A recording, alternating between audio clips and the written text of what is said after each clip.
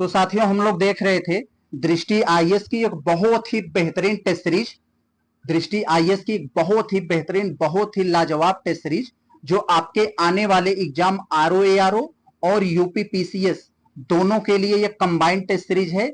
ये test series सामान्य विज्ञान और करंट अफेयर्स की चीजें हैं, यानी आपको इसमें सामान्य विज्ञान से संबंधित सारी की सारी महत्वपूर्ण चीजों को आपके सिलेबस के हिसाब से इसमें हर एक टॉपिक को टच करते हुए प्रश्न रखे गए हैं। और जो साइंस में जो कुछ घटनाएं घटी हैं अभी हाल ही में, उससे संबंधित चीजों को दिया गया है। तो इसको हम 2 पार्ट में करवा रहे हैं। इसका पहला पार्ट हम लोग करवा ले, इसको मालूम है आप लोगों को इसमें 150 प्रश्नों की टेस्ट सीरीज है। तो और इसमें पहले पार्ट में इसके जस्ट पहले हमने अपलोड किया है। आप लोग अगर नहीं देखें तो प्लीज जाकर देख लीजिए आरओएआरओ की प्लेलिस्ट में। तो इसके पहले पार्ट में हम लोग, वीडियो बहुत लंबी न हो जाए इसके लिए इसका पहला पार्ट हम बनाए थे, 80 क्वेश्चन सॉल्व किए थे हम लोग उसमें। अब हम लोग दूसरा पार्ट बनाने जा रहे हैं जो क्वेश्चन नंबर 81 से लेकर 150 तक हम लोग इसमें सॉल्व करेंगे। इसमें सारी की सारी आज की वीडियो हमारी महत्वपूर्ण चीजें हैं। करंट अफेयर्स में जितने पुरस्कार, जितने मतलब ये सूचकांक और सभी बेहतरीन चीजें, और साइंस में जो बेहतरीन चीजें हैं, जैसे जो जितने भी बेहतरीन कोर चीजें हैं जो हमेशा पूछी जाने वाली चीजें हैं वो है इसमें। तो प्लीज आप लोग वीडियो को अंत तक देखिएगा, क्योंकि इस समय हम लोग जो है टॉपिक वाइज यानी सब्जेक्ट वाइज टेस्ट सीरीज को सॉल्व कर रहे हैं आरओएआरओ के लिए। और उसमें आप पीसीएस की भी जो बच्चे हैं उसके लिए भी देख सकते हैं, क्योंकि दोनों की लगभग सेम चीजें होती है। तो साथियों सब्जेक्ट वाइज हम लोग सॉल्व करें। अभी हमने करंट अफेयर का सॉल्व किया, अभी फिर हम लोग साइंस का सॉल्व कर रहे हैं। कल हमारी जो पॉलिटी की टेस्ट सीरीज आएगी, फिर इकोनॉमिक्स की आएगी, हिस्ट्री की आएगी। ऐसे सारी चीजों को हम लोग सब्जेक्ट वाइज करेंगे, फिर बाद में जो है मिक्स टाइप के प्रश्नों से करेंगे। तो चलते हैं हम लोग आज के अपना सेकंड पार्ट में देखते हैं, बहुत बेहतरीन। आप लोग नए हैं तो प्लीज वीडियो को लाइक करके चैनल को सब्सक्राइब कर दीजिएगा। तो दोस्तों हम लोग आ गए क्वेश्चन नंबर 81, हम लोग 80 तक देख लिए थे। इसमें आपसे पूछ रहे हैं करंट अफेयर से संबंधित ये सवाल है। एलिस मुनरो जिनका हाल ही में अभी निधन हो गया है, ये इसलिए प्रसिद्ध है कि इनको 2013 में जो है नोबेल पुरस्कार मिला था। तो इस प्रश्न में आपसे यही पूछ रहा है, जिनको 2013 में नोबेल पुरस्कार मिला, एलिस मुनरो को मिला, एलिस मुनरो का भी निधन हो गया, तो उनको नोबेल पुरस्कार किस क्षेत्र में मिला है इसको आप बता दीजिए। तो साथियों आप लोग जान लीजिए ये एलिस मुनरो कनाडा के हैं। ये छोटी छोटी कहानियों के लिखने में बहुत फेमस थे। तो आपको पता चल गया हो जब ये कहानियां लिखते थे तो यानी इनको जब नोबेल पुरस्कार मिला होगा तो लिटरेचर यानी साहित्य से संबंधित मिला होगा। तो यानी इनको साहित्य के क्षेत्र में ये नोबेल पुरस्कार मिला था 2013 में। तो बहुत बढ़िया। आगे देखते हैं हम दूसरा प्रश्न जो है हमारा क्या है। दूसरा प्रश्न साथियों है जो पत्रकारिता के लिए पुलित्जर पुरस्कार 2024 का विजेता कौन है। तो साथियों अभी पत्रकारिता के क्षेत्र में न्यूयॉर्क टाइम्स ने जो है पुलित्जर पुरस्कार 2024 जीता है। यही आपका उत्तर होगा इस प्रश्न का। तो आप लोग सोच रहे होंगे ये क्यों जीता है। तो आप लोग जानते हैं फिलिस्तीन और इजराइल के मध्य जो गाजा का युद्ध चल रहा है, वहां की न्यूज को रिपोर्टिंग बहुत बेहतरीन तरीके से करने के लिए इसको जो है ये पुलित्जर पुरस्कार मिला है। पुलित्जर पुरस्कार एक ये अमेरिकी व्यक्ति थे, वो न्यूज के क्षेत्र में उनका बड़ा नाम था। तो उनकी इच्छा थी कि अगर हम मर जाएंगे तो हमारे नाम से यह जो है पुरस्कार चलाया जाए, तो यही चलाया जा रहा है। तो विकल्प नंबर सी आपका उत्तर होगा न्यूयॉर्क टाइम्स। आगे देखें हम लोग। तो साथियों हम लोग देखते हैं क्वेश्चन नंबर 83।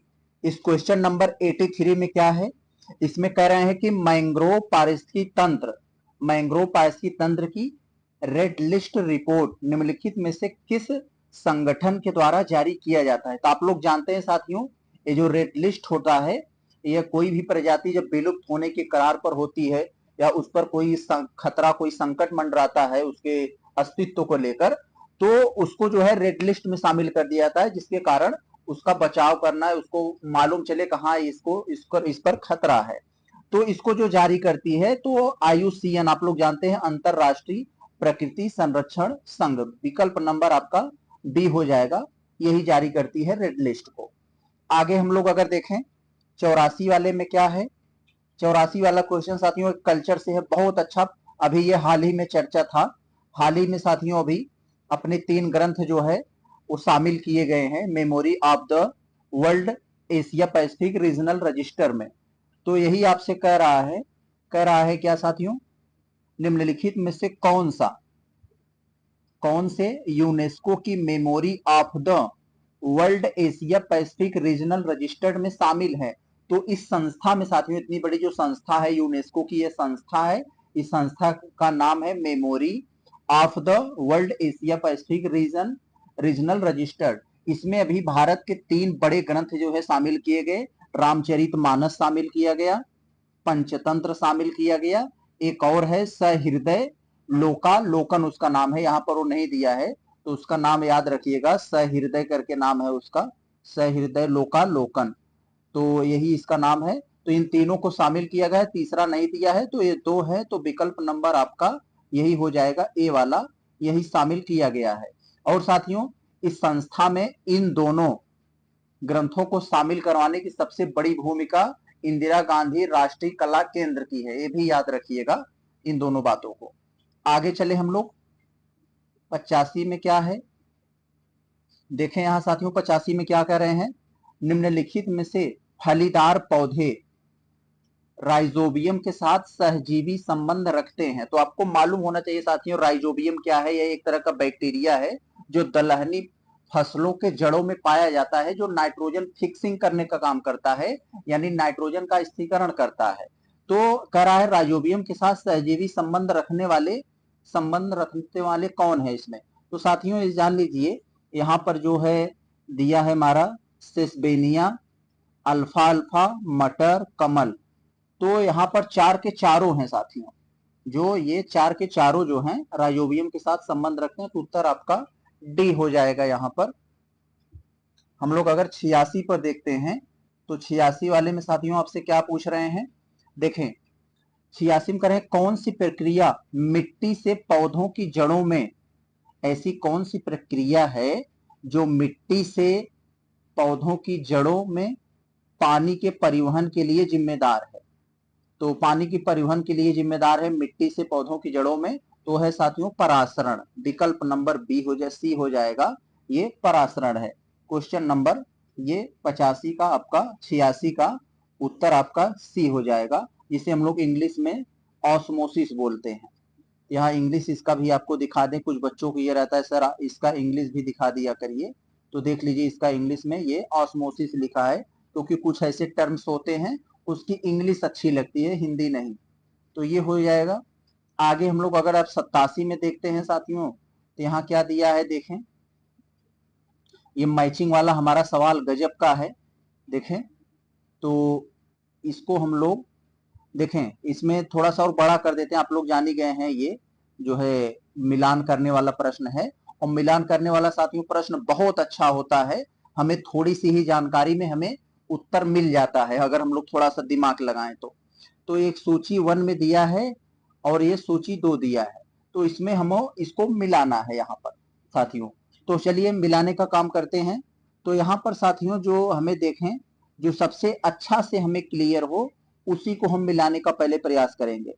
तो ये जो है साथियों एस्पिरिन जो होता है, आप लोग मालूम है एस्पिरिन जो चला आएगा ये एनाजेल्सिक पर आएगा, तो ये इससे मिल जाएगा, एस्पिरिन इससे मिल जाएगा, और ये रेनिटिडीन ये आ जाएगा एंटा एसिड पे, और एक्रोनाइजिड जो है ये आ जाएगा आपका, ये चला आएगा ये एंटी डिप्रेसेंट पे, और बचा है आपका ये पेनिसिलिन, तो एंटीबायोटिक है, सबको पता है ये।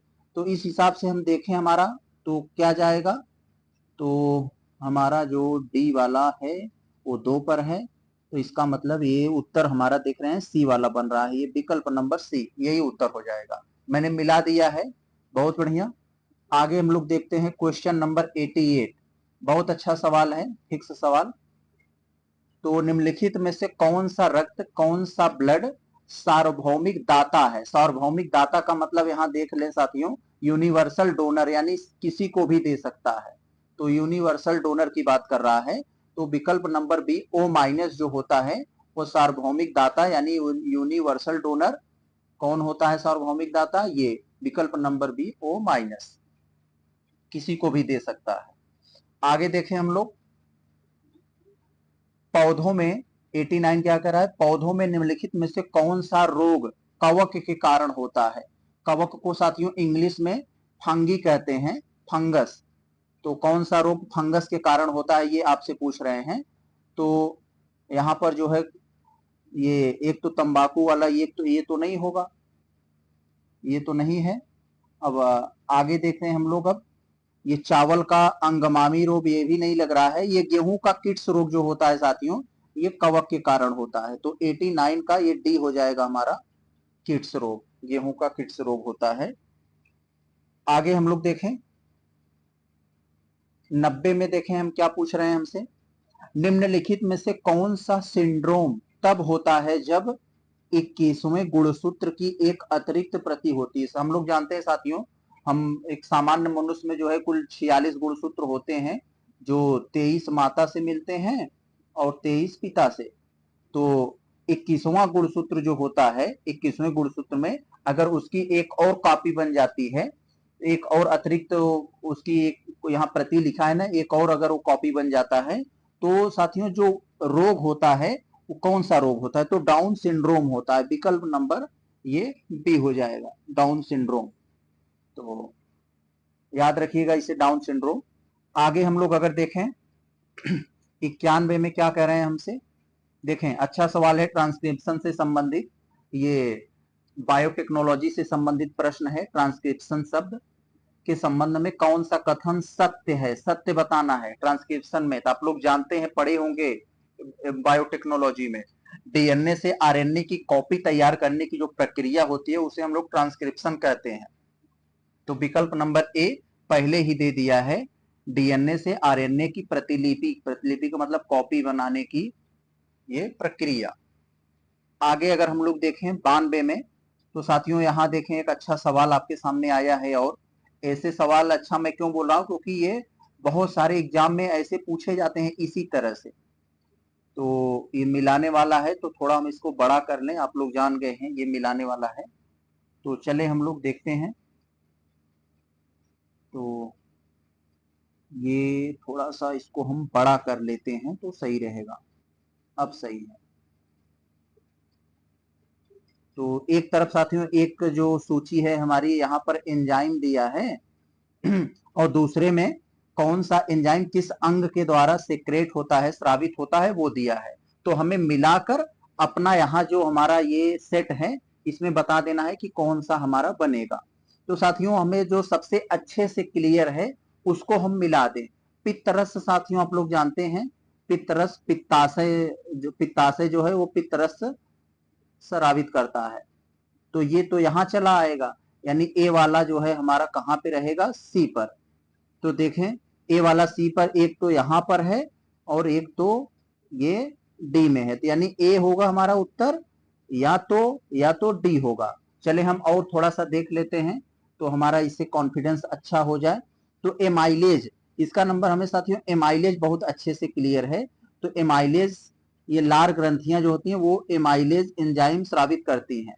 तो 3 वाला जो हमारा चला आएगा ए पे, तो 3 वाला ए पे, इसका मतलब ये गलत है, डी वाला नहीं होगा, हमारा ए वाला होगा। हमें 2 ही जानकारी थी, हमने 2 ही से उत्तर को पता कर लिया, हाँ हमारा कौन सा उत्तर होगा, ये होगा। अब हम बड़े आसानी से मिला सकते हैं, बी वाला हमारा 2 पर चला जाएगा, यानी अमाशय जो है पेप्सिन नाम का जो है ये एंजाइम स्रावित करता है।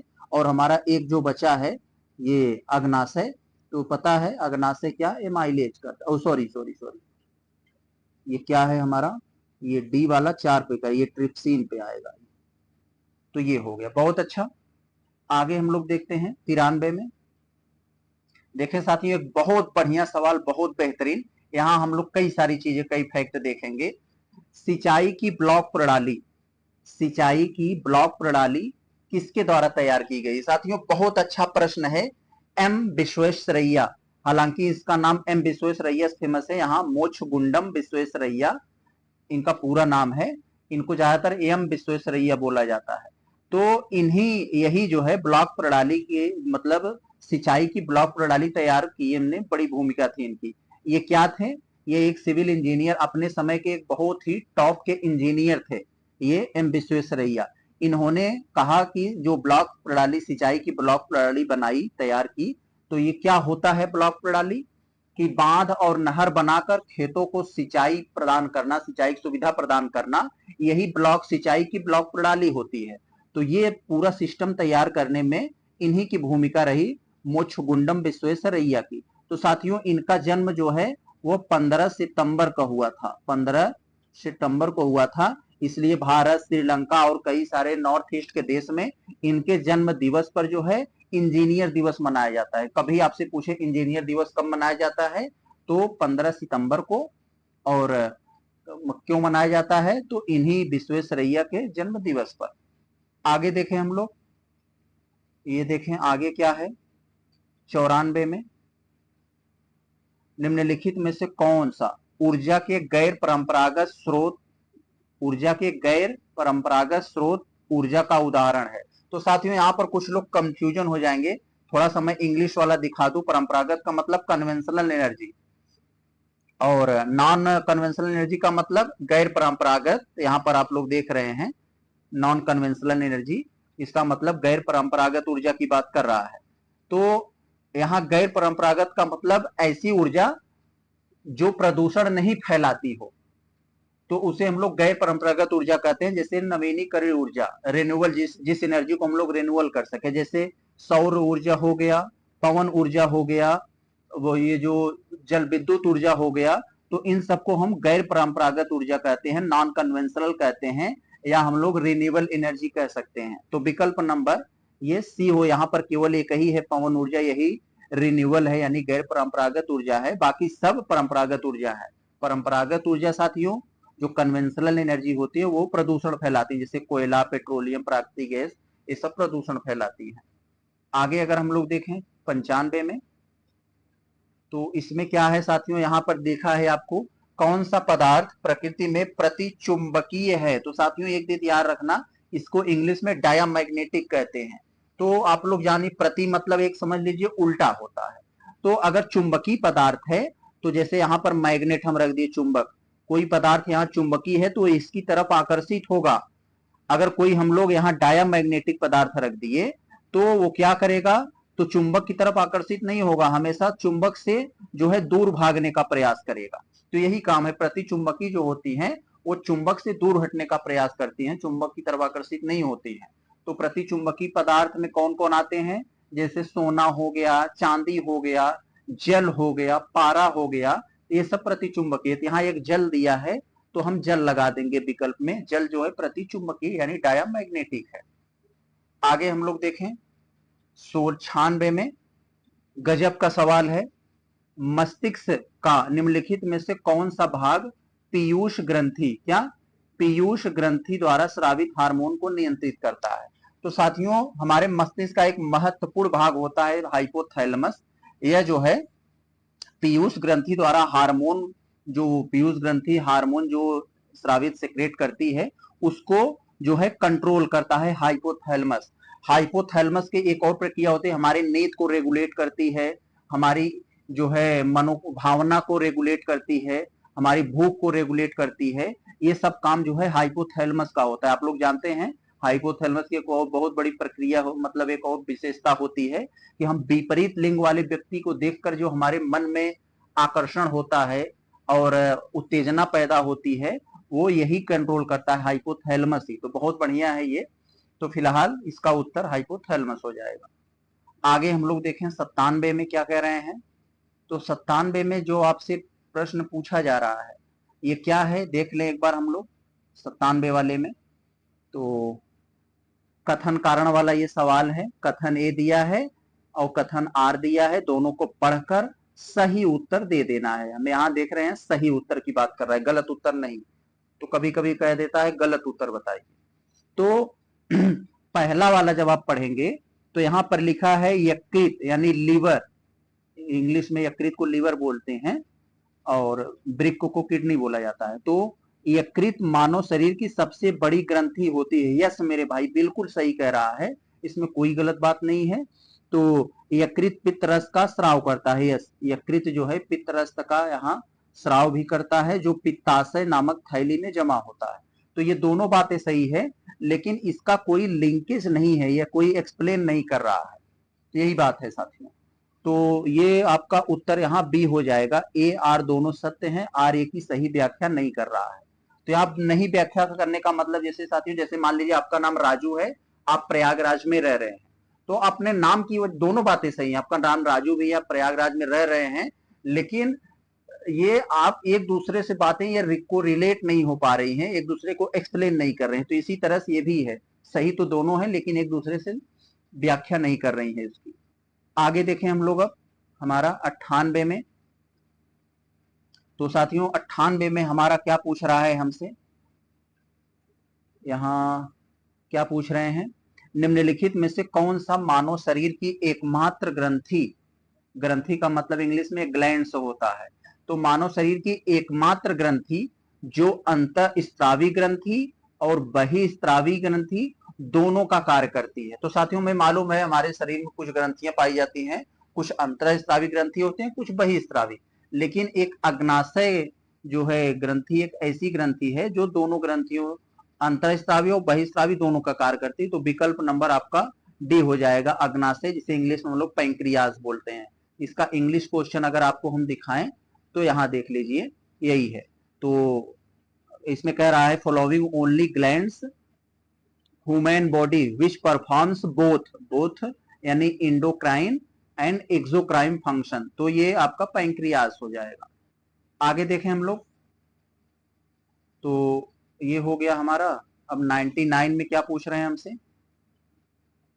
तो 99 में जो पूछा जा रहा है ये क्या है, धमनियों के संदर्भ में। बहुत अच्छा सवाल साथियों, हमें मालूम हमारे धमनियों में शुद्ध रक्त बहता है। शुद्ध रक्त का मतलब ऑक्सीजन युक्त रक्त, रक्त को हम लोग शुद्ध रक्त बोलते हैं, और जिस रक्त में ऑक्सीजन नहीं होता उसे हम लोग अशुद्ध बोलते हैं। तो धमनियों के संदर्भ में कौन सा कथन सही है, तो धमनियां साथियों जो मतलब हृदय से ब्लड को लेकर विभिन्न शरीर के भागों में ले जाती हैं, वो धमनियां ले जाती हैं। तो धमनियां हृदय से शरीर के विभिन्न भागों में रक्त को ले जाती हैं, और वो रक्त शुद्ध होता है। शुद्ध रक्त का मतलब ऑक्सीजन युक्त रक्त। और एक ही केवल ऐसी धमनी होती है साथियों, फुसफुस धमनी। फुसफुस धमनी को छोड़कर बाकी सभी धमनियों में शुद्ध रक्त बहता है, यानी ऑक्सीजन युक्त रक्त बहता है। केवल फुसफुस धमनी में अशुद्ध रक्त बहता है, इसको याद रखिएगा। विकल्प नंबर ये दोनों सही हैं, 1 और 2 दोनों सही हैं, तो आपका उत्तर सी हो जाएगा, 99 का सी हो जाएगा उत्तर। आगे देखें हम लोग अब 100 में क्या कह रहे हैं, क्या गजब का सवाल है। यहाँ पर साथियों कुछ आप लोग सीखेंगे, कई सारी चीजें यहाँ पर आप लोग सीखेंगे। देखिए पहले क्वेश्चन को, निम्नलिखित में से कौन सा विटामिन जल में घुलनशील है, तो ऐसा कौन सा विटामिन है साथियों जो जल में घुलनशील है। ये चीज आप लोग पढ़े होंगे, तो आपको पहले इसका उत्तर बता दूं, विटामिन बी और विटामिन सी, ये दोनों ऐसे विटामिन हैं, ये विटामिन बी और सी ये दोनों जल में घुलनशील होते हैं।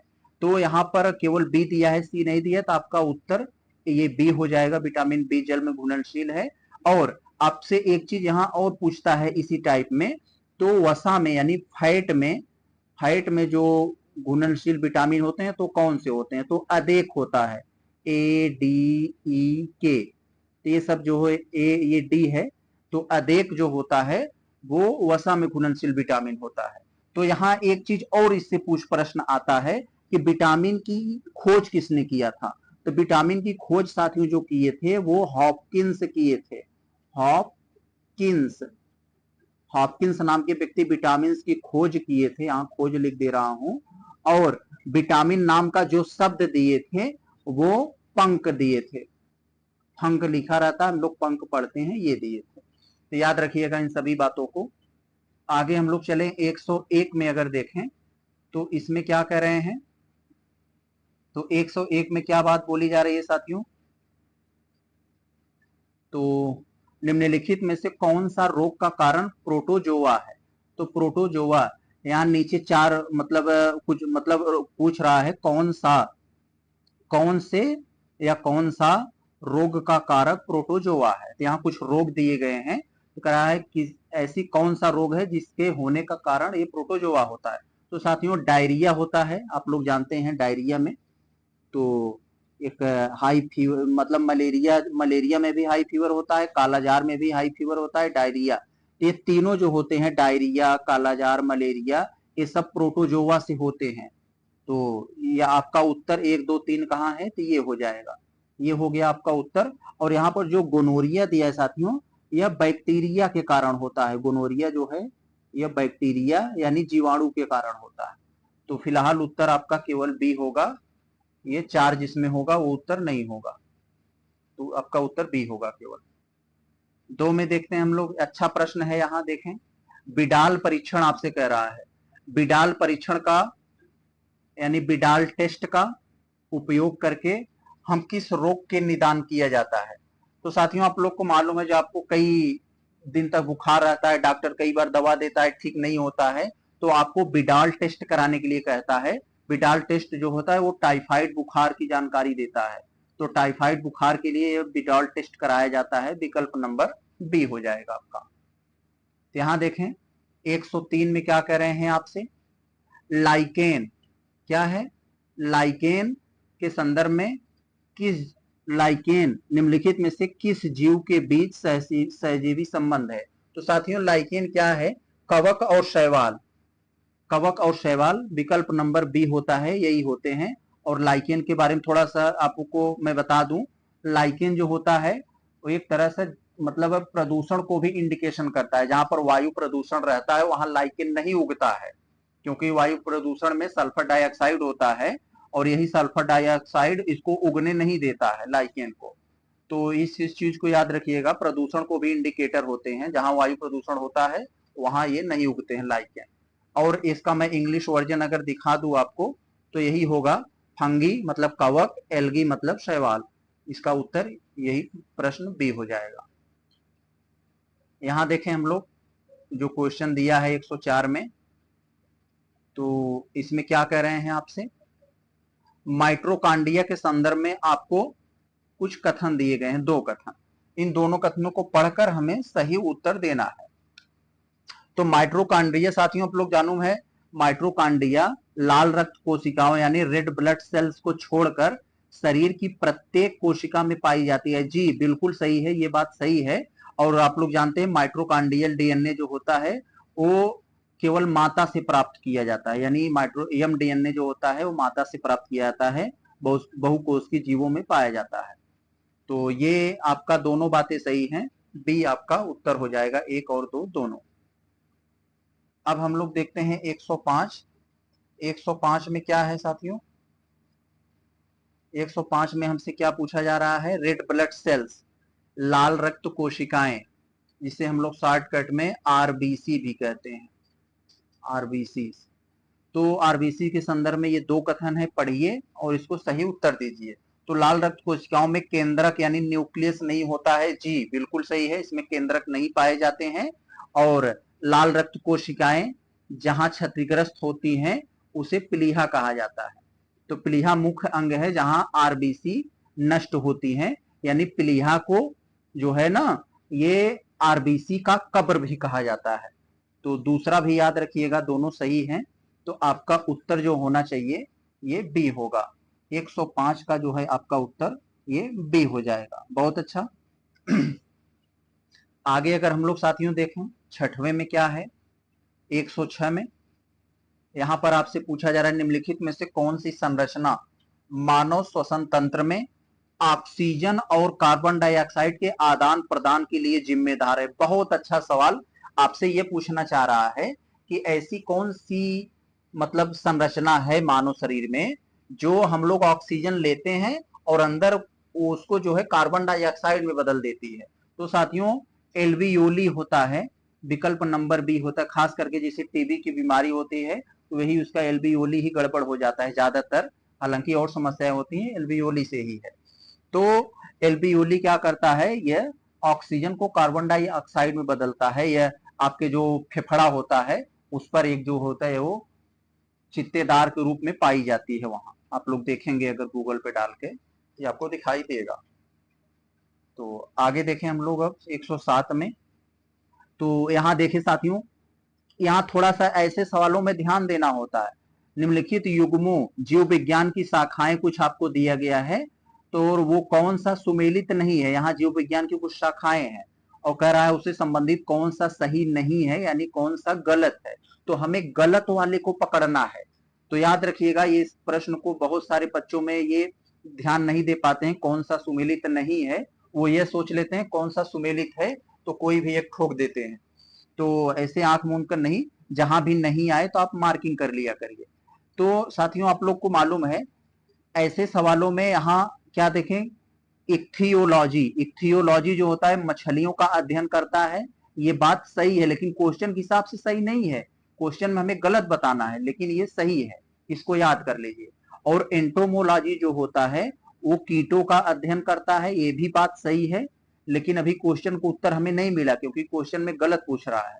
तो देखें, जहां गलत मिले वही इसका समझ लो उत्तर है। जीरो ओंटोलॉजी कह रहा है स्वप्न का अध्ययन, जी यही गलत है, तो यही आपका उत्तर हो जाएगा क्योंकि जीरो ओंटोलॉजी जो है ये वृद्ध होने की जो प्रक्रिया है उसका अध्ययन होता है, यानी वो वृद्ध से संबंधित है, ओल्ड से। तो इस बात को याद रखिएगा आप लोग। तो यही गलत हुआ, यही आपका उत्तर होगा क्योंकि यह स्वप्न से नहीं बल्कि यह वृद्ध से संबंधित है, वृद्ध होने की प्रक्रिया। और फाइकोलॉजी जो है उसमें शैवाल का अध्ययन किया जाता है, ये भी सही है। तो तीनों अपने सेंटेंस के हिसाब से सही है लेकिन क्वेश्चन के हिसाब से सी सही है क्योंकि सी गलत पूछा तो गलत यही है। आठवां में देखें हम लोग, देखें आठवां में हमसे 108 में क्या पूछ रहे हैं, सवाल है कुछ संस्थाओं के नाम दिया गया है पहली सूची में और दूसरी सूची में हमें जो है ये उसको स्थान का नाम है, ये कहाँ पाई जाती है ये दिया है हमें। तो चले हम लोग शुरू करें। देखें, केंद्रीय आलू संस्थान जो है साथियों यह शिमला में है, ये शिमला में है, ये हो गया। और केंद्रीय चावल अनुसंधान संस्थान ओडिशा के कटक में है, इसको भी हम लोग जानते हैं। केंद्रीय सड़क अनुसंधान संस्थान ये नई दिल्ली में है। और बचा है एक हमारा औषधि अनुसंधान संस्थान, ये अपने लखनऊ में है। तो इसका मतलब डी वाला 1 पर होना चाहिए, तो डी वाला 1 पर कहाँ है, यहाँ है, और ए वाला 4 पर है, तो यही आपका उत्तर हो जाएगा डी वाला। बहुत अच्छा, आगे देखते हैं हम लोग 9वें में। बहुत ही गजब, बहुत ही बेहतरीन का सवाल है, थोड़ा सा दिमाग लगाने वाला। तो देखें, आपसे कह रहा है संतृप्त वसा के बारे में आपको कुछ कथन दिया है, संतृप्त वसा के बारे में जानकारी दिया है और कह रहा है कि कौन सा सही नहीं है, यानी जो गलत है उसी को हमें बताना है संतृप्त वसा के संबंध में। तो पहला कथन आप जब ये वाला पढ़ेंगे, पहला कथन, तो इसमें कह रहा है संतृप्त वसा सामान्यतः कमरे के तापमान पर तरल होती है। साथियों गलत है, संतृप्त वसा जो होती है सैचुरेटेड फैट्स, ये कमरे के तापमान रूम टेम्परेचर पर सॉलिड होती है, ये सॉलिड होती है, यहां याद रखिएगा। ये गलत हो गया है आपका, क्योंकि जो असंतृप्त वसा होती है वो कमरे के तापमान पर तरल होती है। तो कमरे का तापमान का मतलब क्या होता है, रूम टेम्परेचर क्या होती है, हमें कमरे पर रहने के लिए जितना सुखद टेम्परेचर का आवश्यकता पड़ती है 20 से 22 डिग्री सेल्सियस, तो उसी को हम लोग रूम टेम्परेचर बोलते हैं। तो ये गलत हो गया। बी वाला पढ़ें क्या है, संतृप्त वसा बिना नुकसान पहुंचाए उष्मा को सहन करने की स्वाभाविक क्षमता उन्हें खाना पकाने के लिए आदर्श बनाती है। तो यह साथियों संतृप्त वसा उष्मा सहन करने की क्षमता होती है, इसलिए यह हमारे जो है कोलेस्ट्रॉल को बढ़ावा देती है, नुकसान पहुंचाती है। तो यहाँ कह रहा है, और ये तो सही है बी वाला, लेकिन हमसे गलत बताना है। तो सी क्या कह रहा है, संतृप्त वसा सामान्यतः उदाहरण, संतृप्त वसा के उदाहरण दिया है मक्खन, वनस्पति तेल, नारियल तेल। तो साथियों मक्खन तो होता है, नारियल तेल भी होता है इसके उदाहरण, लेकिन वनस्पति वेजिटेबल ऑयल नहीं होता है। तो वेजिटेबल ऑयल यहाँ पर यही नहीं होगा, ये मक्खन भी होगा, नारियल तेल भी होगा, यही गड़बड़ कर दिया देकर। तो इसका मतलब सी वाला भी गड़बड़ है। तो ए और सी गलत हैं, तो विकल्प नंबर डी हमारा उत्तर हो जाएगा। बहुत अच्छा, आगे चले हम लोग, अब देखते हैं हमारा 110 में क्या है। तो 110 में हमें क्या पूछ रहे हैं, मैचिंग वाला सवाल है, गजब का सवाल है।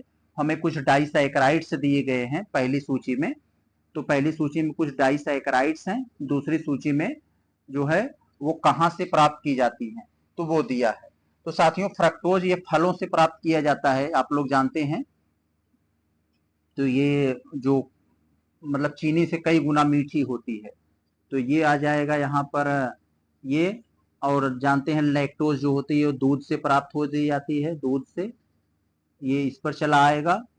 सुक्रोज, सुक्रोज क्या होता है साथियों, यहाँ पर जो ये हमें दिया है सुक्रोज, तो ये आ जाएगा ये टेबल शुगर से, नाम से ही है, ये टेबल शुगर से आ जाएगा। और हमारा एक ही बचा है माल्टोज, ये अनाजों से पाया जाता है, तो ये हो जाएगा। तो इस हिसाब से हमारा उत्तर कौन बन रहा है, ए वाला 2 पर गया, बी वाला 4 पर गया, सी वाला 1 पर गया, डी वाला 3 पर आया। तो डी वाला 4 पे आया, नहीं डी वाला 3 पर आना चाहिए ना, तो यही है, तो बी होगा उत्तर आपका, 110 का बी हो जाएगा ये वाला। आगे चले हम लोग 11 का देखते हैं। तो साथियों यहां पर दिया है सवाल आपको, आणविक जीव विज्ञान, आणविक जीव विज्ञान के सेंट्रल डोग्मा सिद्धांत। सेंट्रल डोग्मा सिद्धांत क्या होता है साथियों, जेनेटिक्स की एक प्रक्रिया होती है कि अनुवांशिक सूचना जो होती है वो डीएनए से आरएनए, फिर आरएनए से प्रोटीन में जाती है। तो विकल्प नंबर आपकी यह होती है, यही जेनेटिक्स का इंफॉर्मेशन सूचना होती है, प्रक्रिया जो एक दिशी होता है, यूनिडायरेक्शनल होता है। आगे देखें हम लोग 12 में, तो इसका इंग्लिश वर्जन आप लोग देखना चाहें तो देख सकते हैं कुछ लोग यहाँ पर, ये सेंट्रल डोग्मा सिद्धांत से संबंधित ये सवाल है, यही है आपका उत्तर, ये होगा। 12 में देख लें हम लोग, तो क्या है हमारा 12 वाले में, पित्ताशय की पथरी, हमें मालूम है जो पित्ताशय में हम लोगों की पथरी हो जाती है, 2 जगह होती है, तो किडनी में तो पित्ताशय में, तो पित्ताशय में जो पथरी पाई जाती है, तो या तो पथरी बोलते हैं या कुछ लोग इसे जो है टेक्निकल भाषा में कोलेलिथियसिस बोलते हैं। तो पित्ताशय की पथरी पित्ताशय में बनने वाली पथरी है, निम्नलिखित में से किस पदार्थ से बने होते हैं। तो साथियों वो पदार्थ जो होता है, कोलेस्ट्रॉल भी होता है उसमें, पित्त भी होता है, बिलिरुबिन भी होता है, यानी विकल्प नंबर डी हो जाएगा, चारों से मिलकर बनी होती है। तो 12 का उत्तर आपका डी हो जाएगा। चले हम लोग क्वेश्चन नंबर 13 में। 13 में क्या है साथियों, यहां पर दिया है, निम्नलिखित में से कौन सा वृक्क में रक्त को छानने के लिए जिम्मेदार है। तो वृक्क मतलब किडनी, किडनी में रक्त को छानने के लिए जिम्मेदार कौन हो। आप लोग जानते हैं इस वृक्क में नेफ्रॉन पाया जाता है, यही नेफ्रॉन जो होता है वह जो है वृक्क में रक्त को छानने का काम करता है, जो रक्त में अननेसेसरी होते हैं उनको निकालता है। विकल्प नंबर ये आपका ए हो जाएगा, 13 का ए। 14 का हम लोग देख लें, महिला प्रजनन प्रणाली का कौन सा भाग निषेचन के स्थान के लिए जिम्मेदार है। तो महिला प्रजनन प्रणाली की बात कर रहा है साथियों, इसका इंग्लिश वर्जन अगर आप देखना चाहें तो यहाँ देख सकते हैं। तो फीमेल रिप्रोडक्टिव सिस्टम में कौन सा ये फर्टिलाइजेशन के लिए जिम्मेदार होता है। तो साथियों फर्टिलाइजेशन यानी हमारा जो स्पर्म जाता है वो फैलोपियन ट्यूब में होता है, क्योंकि वहीं पर ओम रहता है, तो विकल्प नंबर वहीं उसका ओम से मिलन होता है। तो विकल्प नंबर ये सी हो जाएगा, फैलोपियन ट्यूब, ये आपका फैलोपियन ट्यूब हो जाएगा उत्तर 114 का। आगे देखें हम लोग, यहां देखें 115 का अच्छा सवाल है, नी कैप, नी कैप को साथियों हम लोग एक आम बोलचाल भाषा में पटेला भी कहते हैं, पतेला, पतेला कोई बोल देता है, कोई पटेला बोल देता है, तो यही है यहाँ पर। तो ये क्या होता है, नी कैप को कह रहा है क्या, कोई और नाम क्या है, तो पटेला है तो मैंने पहले बता दिया। तो आप लोग सोच रहे होंगे नी कैप क्या, नी मतलब घुटना होता है, कैप मतलब टोपी होता है, तो जानते ही हैं आप लोग। तो मतलब हमारे जो अंदर शरीर, मतलब घुटने जो होता है हमारा, घुटना जहां से मुड़ता है उसके ऊपर एक हड्डी होती है जो कैप की तरह, जो घुटने को मजबूती प्रदान करती है, उसको सुरक्षा प्रदान करती है, तो उसी को नी कैप बोला जाता है। हमारा जो ये ठेंगुना है ना, तो उसके जहां से मुड़ता है उसके ऊपर एक उसकी सुरक्षा के लिए कैप लगाई गई, तो वही है। 16 में क्या है, तो 16 में साथियों आपसे कह रहे हैं निम्नलिखित में से कौन सा कथन सही नहीं है। तो कौन सा गलत है, यानी कौन सा सही नहीं है, कौन सा गलत है। तो मानव कपाल में अस्थियों की कुल संख्या 29 होती है, सही है। मानव शरीर की सबसे छोटी हड्डी जो होती है वो कान में पाई जाती है, स्टिप्स जिसका नाम है, ये भी सही है।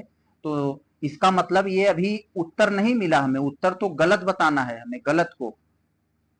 तो अभी तो जो सही है उसको मैं बता रहा हूं, लेकिन अभी जो गलत हमसे पूछ रहा है कौन सा गलत है, तभी गलत नहीं मिला। तो अस्थियों, यहाँ क्या कह रहा है, अस्थियों जोड़ों पर टेंडन द्वारा एक साथ जुड़ी होती है। तो साथियों नहीं है, ये बात गलत है। तो यही जो है लिगामेंट के द्वारा जुड़ी होती है, वो लिगामेंट होता है उसके द्वारा जुड़ी होती है, टेंडन के द्वारा नहीं। तो यही आपका उत्तर होगा, सी आपका उत्तर होगा। बाकी ए बी सी डी ये अपनी जगह पर सही है, क्वेश्चन के हिसाब से नहीं। तो आपका उत्तर यहाँ जो होगा, आप अगर स्क्रीनशॉट लेना चाहें तो ये सी होगा। आगे देखें हम लोग 17 में क्या बताया जा रहा है आपसे। तो 17 में सॉरी, यहाँ पर क्या पूछ रहे हैं, अग्नाशय यानी पैंक्रियास, अग्नाशय में निम्नलिखित में से किस प्रकार की कोशिकाओं द्वारा इंसुलिन का उत्पादन किया जाता है। तो इंसुलिन का उत्पादन किया जाता है किस प्रकार की कोशिकाओं के द्वारा, ये आपसे पूछा जा रहा है। तो बीटा कोशिकाओं के द्वारा। तो जो आपका 17 का उत्तर होगा, ये बीटा कोशिकाओं के द्वारा इंसुलिन का उत्पादन किया जाता है। बहुत अच्छा। आगे हम लोग देखें 18 का, प्रसव के दौरान, प्रसव का मतलब साथियों जब महिलाएं कोई बच्चा पैदा करती हैं तो उसे प्रसव बोला जाता है। तो प्रसव के दौरान गर्भाशय के संकुचन को उत्तेजित करने के लिए मुख्य रूप से कौन सा हार्मोन जिम्मेदार है। तो साथियों कौन सा हार्मोन जो जिम्मेदार होता है वो आपसे पूछ रहा है। तो ऑक्सीटोसिन, ये ऑक्सीटोसिन होती है। यह खास करके प्रसव के दौरान महिलाएं जब बच्चा पैदा करने की जो प्रोसेसिंग में होती हैं तो उन्हें इसी तरह का एक इंजेक्शन लगाया जाता है जिससे कि उनके जो गर्भाशय में संकुचन पैदा हो, बच्चा पैदा होने की आसानी के लिए ये लगाया जाता है। तो विकल्प नंबर बी हो जाएगा आपका उत्तर 18 का बी। तो इसका इंग्लिश वर्जन देखना चाहेंगे, कुछ इसमें टेक्निकल टर्म है, तो ये हो जाएगा आपका, ये जो हो जाएगा 18 का आपका उत्तर ये ऑक्सीटोसिन। आगे देखें हम लोग 19 में क्या पूछ रहे हैं, निम्नलिखित में से किस चरण में पृष्ठ रज्जु की उपस्थिति सॉरी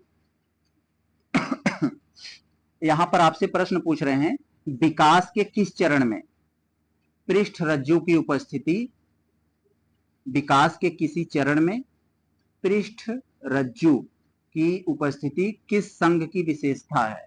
तो ये किस संघ है, मोलस्क है, कार्डेटा या आर्थ्रोपोडा है या कौन सा है। तो ये कार्डेटा है, विकल्प नंबर सी हो जाएगा। ये 19 का आपका सी हो जाएगा। 20वां में क्या पूछ रहे हैं, कार्बन का निम्नलिखित में से कौन सा अपरूप विद्युत का अच्छा सुचालक है। तो कार्बन में कौन सा ऐसा साथियों अपरूप है उसका जो इलेक्ट्रिसिटी का अच्छा कंडक्टर है, वो तो कौन सा है, ग्रेफाइट है, इसमें कोई डाउट नहीं। विकल्प नंबर आपका बी हो जाएगा, ग्रेफाइट, जो आपकी पेंसिल में होता है। आगे देखें,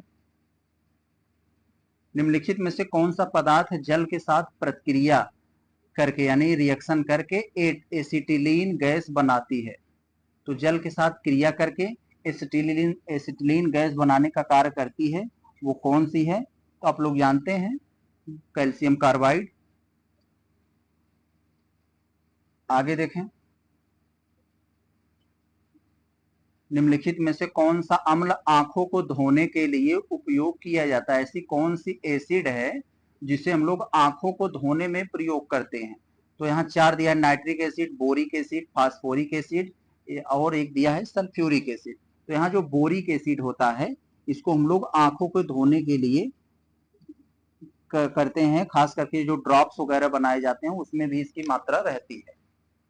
आगे देखें 123 में, तो 2023 में रसायन विज्ञान का नोबेल पुरस्कार किस नाम के नैनो मटेरियल की खोज के लिए खोज एवं संश्लेषण के लिए दिया गया था। तो साथियों आप लोग जानते हैं 2023 का जो नोबेल पुरस्कार मिला है तो वो नैनो मटेरियल की खोज एवं संश्लेषण के लिए मिला है। तो किसके लिए मिला है, कौन सा ऐसा पदार्थ है, किसके लिए मिला है, तो ये जानना चाह रहे हैं। तो यहाँ जो 4 नाम आपके सामने दिए गए हैं, तो चारों नामों में कौन सा है साथियों, ग्राफीन है, फुलरीन है, क्वांटम डॉट्स और ये कार्बन नैनो ट्यूब। तो ये क्वांटम डॉट्स के लिए दिया गया है, विकल्प नंबर ये सी हो जाएगा। तो इसके लिए उन्होंने रसायन नोबेल पुरस्कार मिला है। तो आप लोग अब कमेंट में बताइए 2023 का रसायन का विज्ञान का यानी केमिस्ट्री के क्षेत्र में नोबेल पुरस्कार किसको मिला है। 3 लोग नाम होगा। 1 मिनट फिर से देखते हैं। 124 में क्या है, निम्नलिखित में से कौन सा कथन निलंबन यानी सस्पेंशन के संबंध में सत्य नहीं है। तो सत्य नहीं है ये आपसे पूछा जा रहा है, गलत है। तो आप लोग को जानते हैं यहाँ पहला, इसको हम लोग नग्न आंखों से नहीं देखा जा सकता।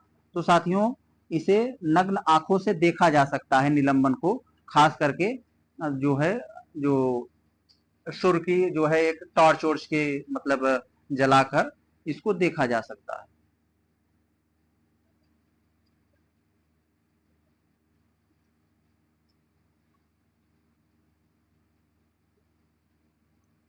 तो साथियों हम लोग देखते हैं क्वेश्चन नंबर 124। इसमें कौन सा कथन निलंबन के संबंध में सही है। निलंबन को इंग्लिश में सस्पेंशन कहते हैं।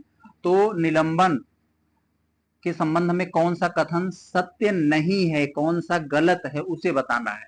तो इसका आपको इंग्लिश वाला अगर दिखाना चाहें तो आप लोग देख लीजिए, इंग्लिश में यही है, ये सस्पेंशन के संबंध में कौन सा सही नहीं है। तो यहां पर देखिएगा आप लोग कौन सा सही नहीं है निलंबन के संबंध में।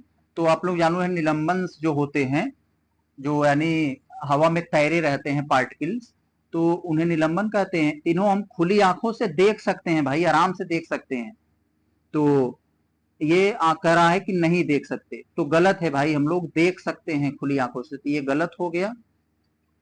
अब बी वाला में क्या कर रहा है, यह बड़े आकार के कण कारण टिंडल प्रभाव प्रदर्शित करता है। तो यस, जो बड़े कण होते हैं उन्हीं के कारण टिंडल प्रभाव होता है। टिंडल प्रभाव का मतलब अगर आपके घर में रोशनदानी होगी, सुबह सुबह धूप आ रही होगी, तो आप देखिएगा कि धूप की जो मतलब एरिया है उसमें आपको छोटे छोटे पार्टिकल दिखाई देंगे, वही टिंडल प्रभाव है। तो ये बात तो सही है, लेकिन हमसे गलत पूछा है। सी वाला पढ़ते हैं। निलंबन को अप्रभावित रखा जाए तो इसमें उपस्थित कण तल में स्थिर नहीं होंगे। तो साथियों होंगे, गलत है ये भी गलत है, यानी ए और सी होगा। डी वाले का उत्तर मतलब ये 124 का डी हो जाएगा।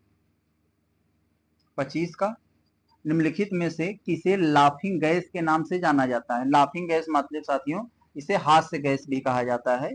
तो किसे हास्य गैस कहा जाता है, तो ये नाइट्रस ऑक्साइड, विकल्प नंबर ये सी हो जाएगा। ये नाइट्रस ऑक्साइड को हम लोग लाफिंग गैस कहते हैं। यह 1772 में ये प्रिस्टले के द्वारा खोज किया गया था। ये 1772 में प्रिस्टले के द्वारा ये खोज किया गया था। आगे देखें हम लोग 126 में। 126 में क्या पूछ रहे हैं हमसे, कह रहे हैं ब्रोमीन के संदर्भ में कौन सा कथन सही है। तो ब्रोमीन के संदर्भ में कौन सा कथन सही है, तो हमें सही उत्तर देना है। तो ब्रोमीन के संदर्भ में अगर हम लोग पढ़े होंगे ये ब्रोमीन नाम के जो एलिमेंट्स है, तो हम लोग कर ले जाएंगे बड़े आसानी से। तो यह प्राकृतिक रूप से पाया जाने वाला तत्व है जो कमरे के तापमान यानी रूम टेम्परेचर पर लिक्विड रूप में पाया जाता है। यस, बिल्कुल सही है। सूर्य के प्रकाश की उपस्थिति में ब्रोमीन जल विघटन हो जाता है और ऑक्सीजन मुक्त करता है, रिलीज करता है। यस, तो यहाँ पर जो दोनों बातें हमारी सही हैं, डी हो जाएगा। 26 का हो जाएगा हमारा डी, दोनों बातें सही। 27, निम्नलिखित में से कौन सा प्रकाश के पूर्ण आंतरिक परावर्तन का उदाहरण नहीं है। तो पूर्ण आंतरिक परावर्तन का मतलब आप लोग यहाँ देखेंगे, तो which of the following is not examples of total internal refractions of light. तो पूर्ण आंतरिक परावर्तन का कौन सा ये इसका उदाहरण नहीं है। तो यहाँ पर देखेंगे आप लोग कौन सा इसका उदाहरण नहीं है, थोड़ा सा बड़ा कर लें, इसका कौन सा उदाहरण नहीं है। तो साथियों जो हीरे की चमक है ये भी है उदाहरण इसका पूर्ण आंतरिक परावर्तन का। और आप लोग गर्मियों के दिनों में जो देखे होंगे कि दूर से सड़क पर दिखाई देता है, कैसे लगता है सड़क पर पानी है लेकिन वो पानी नहीं रहता है, तो भी सड़क पूर्ण आंतरिक परावर्तन का ही उदाहरण है। तो शीत क्षेत्र में जहाज के हवा में उल्टे लटके हुए दिखाई पड़ देता है, ये भी सही है। और रेगिस्तान में मृग तृष्णा, ये भी सही है। यही जो मैंने अभी बताया सड़क वाला, ये भी मृग तृष्णा का ही रूप है, तो सभी सही है। मतलब यहाँ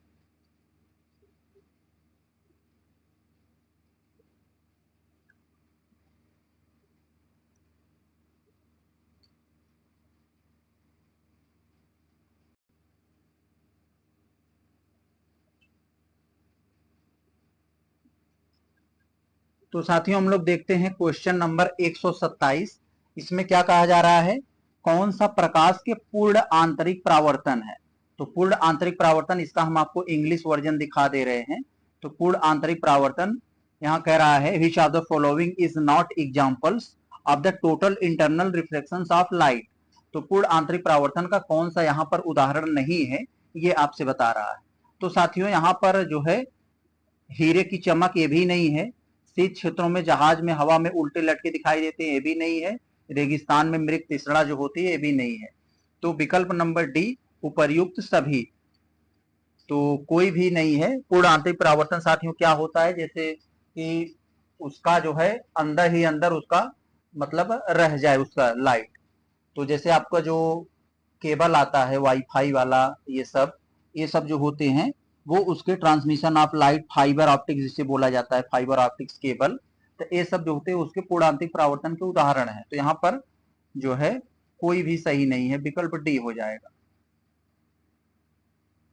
तो निम्नलिखित में से कौन सा समस्थानिक सीधे परमाणु ऊर्जा संयंत्रों को ईंधन देने के लिए उपयोग किया जाता है। तो सिंपल सा प्रश्न है, कौन सा किसको कौन अब जो है परमाणु ऊर्जा को ईंधन को देने का काम करता है। तो ये आप लोग को देखे होंगे कि यूरेनियम 235, ये वाला वर्जन यूरेनियम का, ये आइसोटोप्स। आगे देखें 29 का, निम्नलिखित में से किस कण को घोस्ट पार्टिकल यानी भूत कण भी कहा जाता है। तो कौन होता है ये न्यूट्रिनो होता है, विकल्प नंबर डी। 30 में, स्थिर संतुलन बनाए रखने के लिए साबुन के बुलबुले के बाहर की तुलना में अंदर का दबाव कितना होना चाहिए। तो स्थिर संतुलन बनाए रखने के लिए जो साबुन का बुलबुला होता है, बाहर की तुलना में अंदर का दबाव कितना होना चाहिए, कम होना चाहिए, अधिक होना चाहिए। तो साथियों अधिक होना चाहिए, यानी अंदर का दबाव ज्यादा हो बाहर वाले से, तब वो अपने संतुलन की स्थिति में बना रहेगा।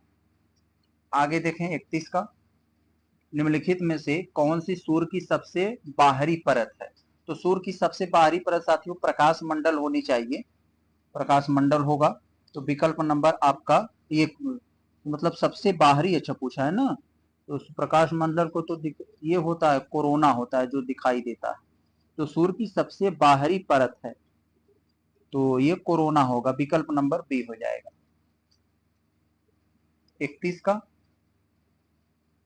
निम्नलिखित ग्रहों में से किस ग्रह के उपग्रहों की संख्या सबसे अधिक है। तो ग्रह होते हैं साथियों, ग्रह जो सूर्य के चक्कर लगाते हैं, और ग्रह का जो चक्कर लगाता है वो उपग्रह होते हैं। तो जैसे पृथ्वी ग्रह है, पृथ्वी सूर्य का चक्कर लगाती है, और चंद्रमा जो है वो उपग्रह है, वो पृथ्वी का चक्कर लगाता है। तो वही बात है, यहाँ समझ जाइएगा। तो ग्रह के उपग्रहों की संख्या सबसे अधिक है किस ग्रह की, बृहस्पति, शनि, मंगल, यूरेनस। तो किसका सबसे अधिक है साथियों, तो ये आपसे जानना चाह रहे हैं। तो यहाँ इस समय जो शनि की होना चाहिए, शनि की सबसे ज्यादा हो गई है, देख लीजिएगा आप लोग, शायद अपडेट यही हुआ है, पहले बृहस्पति का था, तो अब जो है वो शनि का सबसे ज्यादा हो गया है।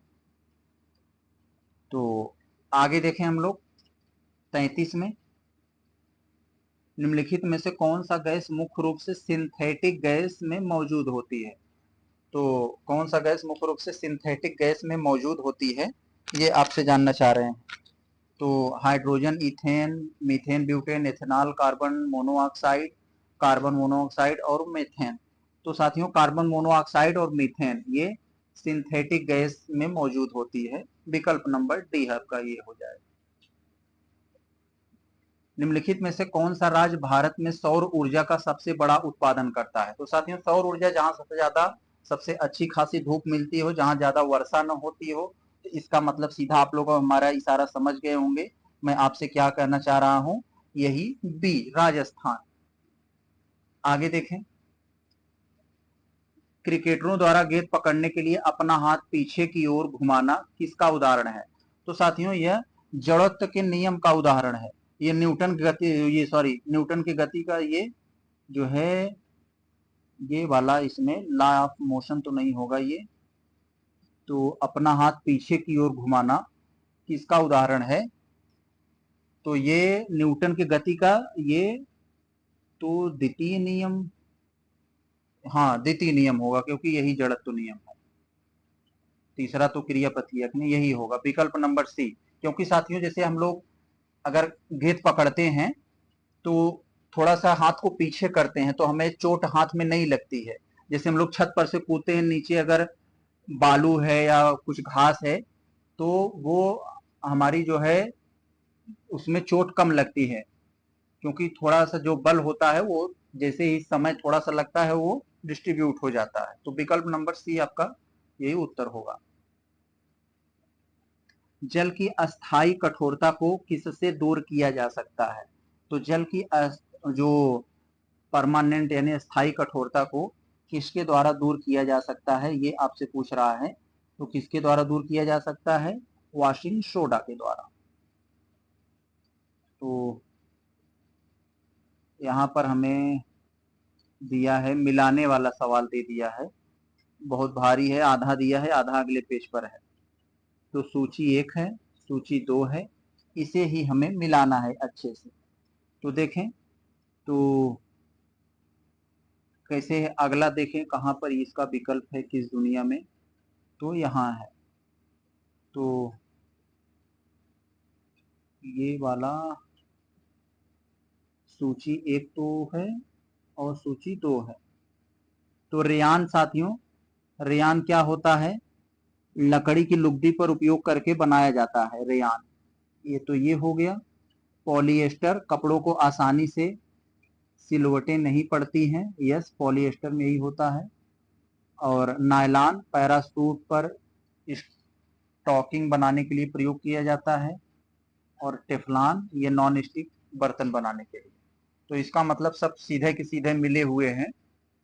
तो आपका उत्तर जो होना चाहिए वो उत्तर आपका ए होना चाहिए, 37 का ए।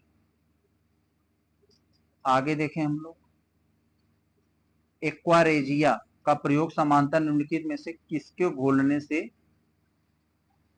घोलने के लिए किया जाता है? एक्वारेजिया साथियों एक तरह का ये तेजाब होता है। कह रहा है किसको घोलने के लिए प्रयोग किया जाता है? तो सोना और प्लेटिनम को घोलने के लिए। तो निम्नलिखित में से किसका प्रयोग समांतर हीटिंग उपकरण में हीटिंग तत्व के रूप में किया जाता है? तो हीटिंग उपकरण में हीटिंग तत्व के रूप में किसका प्रयोग किया जाता है, ये आपसे पूछ रहे हैं।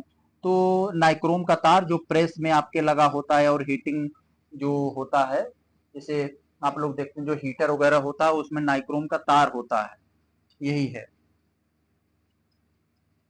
तो 140 में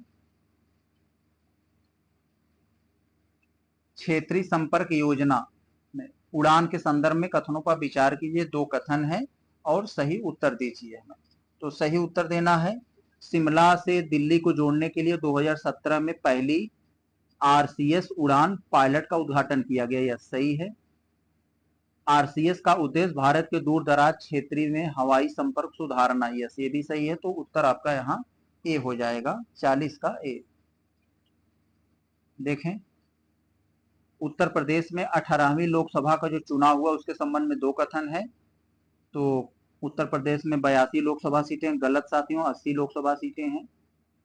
उत्तर प्रदेश में लोकसभा का चुनाव 7 चरणों में कराए गए, यस। तो उत्तर आपका केवल बी होगा, 41 का आपका बी हो जाएगा उत्तर। सिंपल से प्रश्न है सब। 42 में क्या है? निम्नलिखित में से किसने प्रधानमंत्री का पद संभाला और साथ ही उत्तर प्रदेश से संसद सदस्य के रूप में भी कार्य संभाला? तो ऐसे कौन से व्यक्ति थे साथियों? तो इसमें आपको नाम दिया है, तो अब हमारे मोदी जी खुद हैं ऐसा। मोदी जी हैं, इसमें कोई डाउट नहीं है। तो एक तो मोदी जी हो गए, तो यानी अब आपको दिमाग में आ रहा होगा कि मोदी जी तो रहना चाहिए। और इंदिरा गांधी खुद थी, यहाँ से रायबरेली से वो लड़ती थी, तो ये भी हैं। तो यानी इन दोनों को तो सब, नेहरू जी भी थे, नेहरू जी भी थे, इसमें कोई डाउट नहीं। प्रयागराज से वो रहते थे वो भी। तो ये हमारा जो है 2 3 4 तो हम कंफर्म है। और अटल बिहारी वाला कंफर्म नहीं है। तो या तो हमें अब लग गया उत्तर, या तो हमारा बी होगा या तो सी होगा, डी होगा, दोनों में से कोई एक होगा।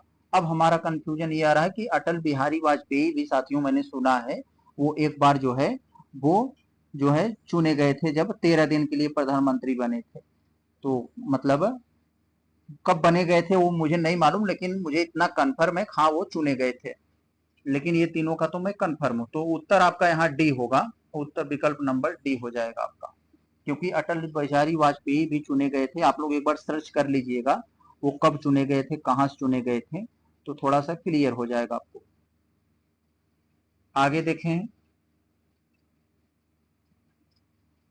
तो निम्नलिखित में से कौन सा घटक भारतीय शहरों में प्रदूषण के स्रोत हैं। तो भारतीय शहरों में प्रदूषण के स्रोत क्या क्या हो सकते हैं साथियों, वहां पर ये आपको दिया है।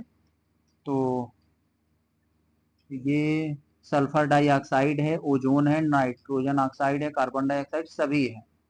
तो लेकिन सभी कहाँ है, ये तो नहीं है इसमें। तो ये कार्बन डाइऑक्साइड नहीं होना चाहिए जी, कार्बन डाइऑक्साइड नहीं होना चाहिए, ये आपका उत्तर बी होगा।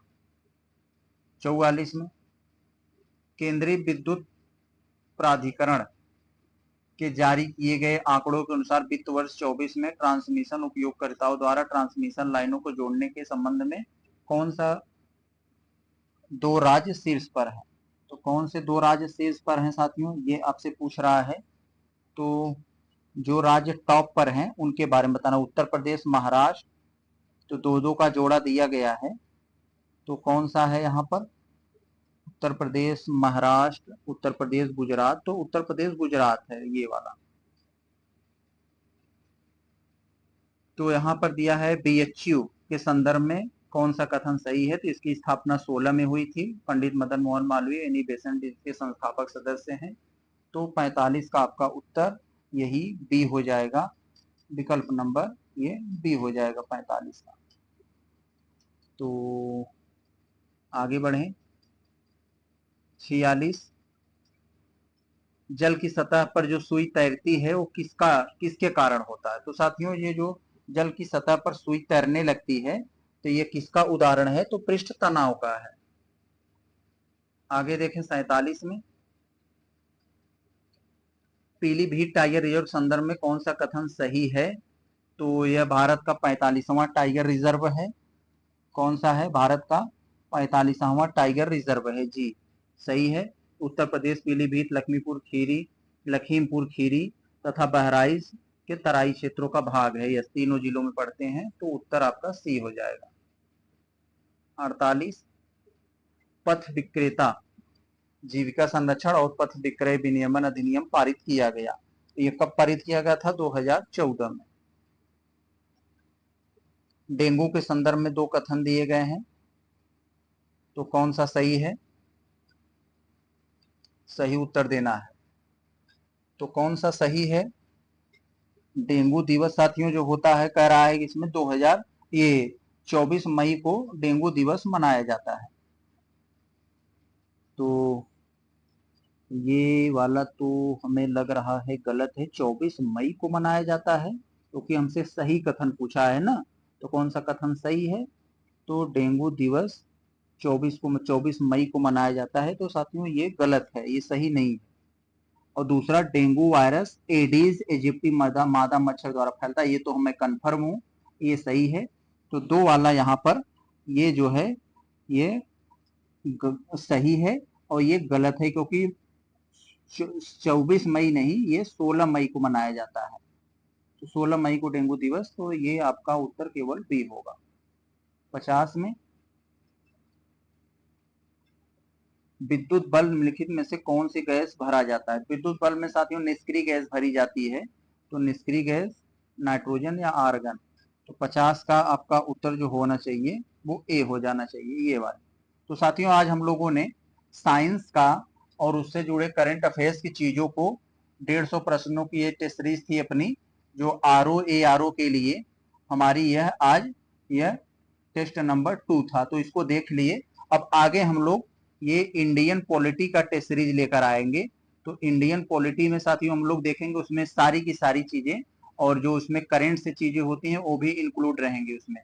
तो चलते हम लोग मिलते हैं नेक्स्ट टाइम, तब तक के लिए नमस्कार।